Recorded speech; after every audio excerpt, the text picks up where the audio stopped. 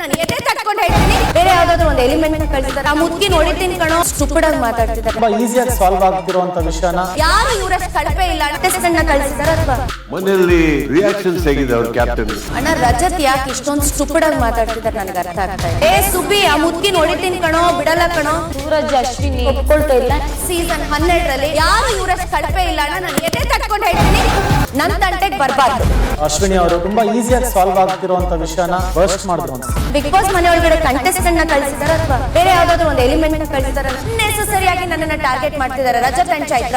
ಅಣ್ಣ ರಜತ್ ಯಾಕೆ ಇಷ್ಟೊಂದು ಸ್ಟುಪಿಡ್ ಆಗಿ ಮಾತಾಡ್ತಿದ್ದಾರೆ ನನಗೆ ಅರ್ಥ ಆಗ್ತಾ ಇದೆ. ಸುಬಿ ಆ ಮುದ್ಕಿ ನೋಡಿದ್ದೀನಿ ಕಣೋ, ಬಿಡಲ್ಲ ಕಣೋ. ಬಿಗ್ ಬಾಸ್ ಮನೆ ಒಳಗಡೆ ಕಂಟೆಸ್ಟೆಂಟ್ ನ ಕಳಿಸಿದಾರೆ ಅಥವಾ ಬೇರೆ ಯಾವ್ದಾದ್ರು ಒಂದು ಎಲಿಮೆಂಟ್ ನ ಕಳಿಸಿದಾರೆ.